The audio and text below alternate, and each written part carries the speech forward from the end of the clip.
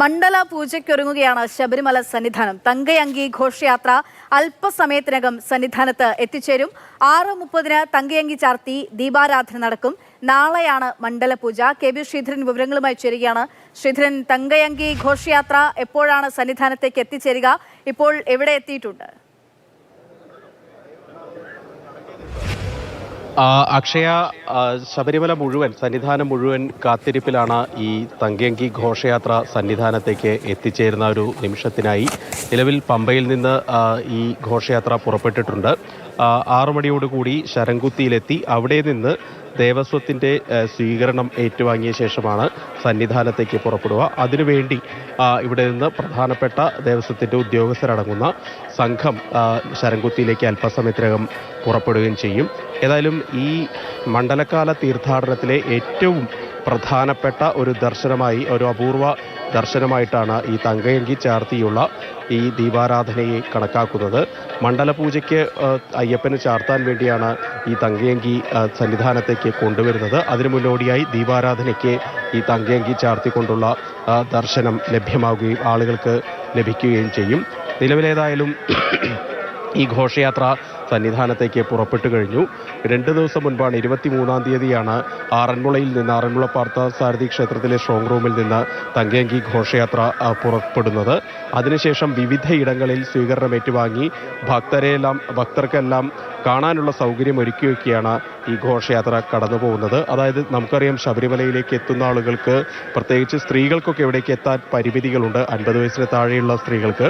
അതുകൊണ്ട് തന്നെ അവർക്കൊക്കെ ഈ ഘോഷയാത്ര കാണാനും അതുപോലെ ഈ അയ്യപ്പന് ചാർത്താനുള്ള ഈ ഒരു വിഗ്രഹം അല്ലെങ്കിൽ ഈ തങ്കയങ്കി കാണാനുമുള്ള ഒരു അസുലഭ അവസരമൊക്കെ ലഭിക്കുകയൊക്കെ ചെയ്യുന്നുണ്ട്. അതുകൊണ്ട് തന്നെ ഈ ഉടനീളം ഈ കാൽനടയായി വരുന്ന ഈ ഘോഷയാത്രയിലുടനീളം ആളുകൾക്ക് ഈ ദർശനം ലഭിക്കുന്നതിനുള്ള സൗകര്യം ഉണ്ടായിരുന്നു.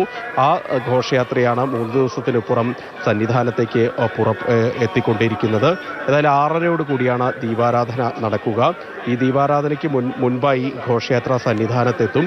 18-ാം പടി വഴി ഇത് മുകളിലേക്ക് കയറി ക്ഷേത്രത്തിലെ ശ്രീകോവിലേക്ക് തന്ത്രിയും മേൽശാന്തിയും കൂടി ഇത് ഏറ്റുവാങ്ങും. അതിനുശേഷം നടയടച്ച് തങ്കയങ്കി അയ്യപ്പൻ്റെ വിഗ്രഹത്തിൽ ചാർത്തും. തുടർന്ന് ഇത് നട തുറക്കുമ്പോൾ ലഭിക്കുന്ന ദർശനം എന്നുള്ളത് തങ്കയങ്കി ചാർത്തിക്കൊണ്ടുള്ള ദർശനം ആയിരിക്കും.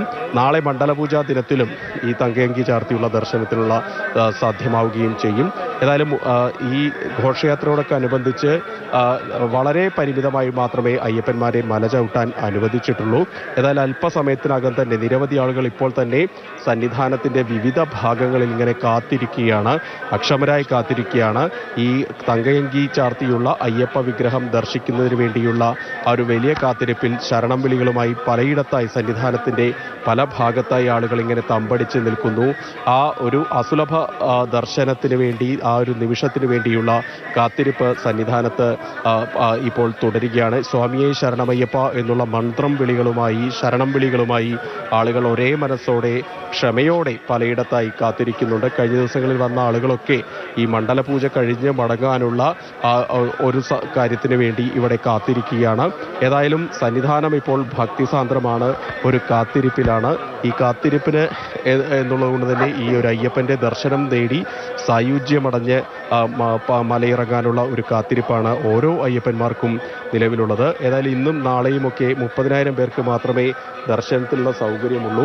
കഴിഞ്ഞ ദിവസങ്ങളിലൊക്കെ 1,00,000-ലധികം ആളുകൾ സന്നിധാനത്തേക്ക് എത്തിയിരുന്നെങ്കിൽ ഈ 2 ദിവസങ്ങളിൽ തീർത്ഥാടകരുടെ എണ്ണം, ഈ മണ്ഡലപൂജയും അതുപോലെ തന്നെ ഘോഷയാത്രയും ഒക്കെ കാരണം തീർത്ഥാടകരുടെ എണ്ണം വളരെ നിയന്ത്രിച്ച് മാത്രമാണ് വിടുന്നത്. ഏതായാലും തങ്കയങ്കി ഘോഷയാത്ര അല്പസമയത്തിനകം തന്നെ ശരംകുത്തിയിലേക്ക് എത്തിച്ചേരും. അവിടുന്ന് വാദ്യമേളങ്ങളുടെ അകമ്പടിയോടുകൂടി, ശരണം വിളികളോടുകൂടി, കർപ്പൂര ദീപങ്ങളോടുകൂടി ഈ സന്നിധാനത്തേക്ക് എത്തിച്ചേരും. ഏതായാലും അതിനു വേണ്ടിയുള്ള ഒരു കാത്തിരിപ്പിൽ തന്നെയാണ് നിലവിൽ സന്നിധാനമുള്ളത്.